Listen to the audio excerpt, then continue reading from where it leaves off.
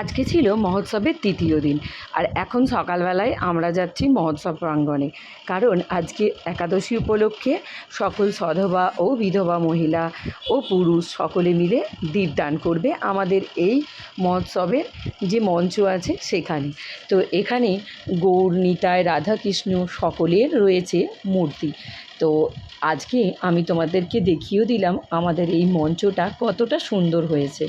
তো এখানে সকলের দ্বীপ জ্বালার জন্য একটা করে প্রদীপ এনেছে ও কাঠিতে সলতে দেওয়া আছে, সেটাও জ্বালছে। তো আমি মায়ের জন্য একটা এখানে নিতে যাচ্ছি, কারণ আমার মাও এখানে দ্বীপ জ্বালবে। তোমরা সকলেই জানো যে এবছর জ্যৈষ্ঠ মাস মল মাস, অনেকেই পূজা করে না।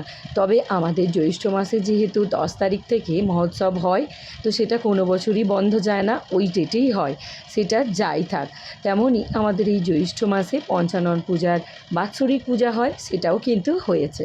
তো এখন সকল বউ ও ব্রাহ্মণ একসাথে মিলে এখানে দ্বীপ জ্বালছে। আর আমি যেটা শুনেছি যে হরিনামের চলাকালীন একাদশী পড়েছে, তাই এটা খুবই শুভ। তাই সকলে মিলে এখানে দ্বীপ জ্বালিয়ে আরতি করছে, আর একদিকে চলছে অষ্টম প্রহর হরিনাম। তো এখানে এরপর আমার বদ্দি সবকটা বাচ্চাকে নিয়ে 3 পাক ঘুরে ওদেরকে নিয়ে দ্বীপ জ্বালাচ্ছে।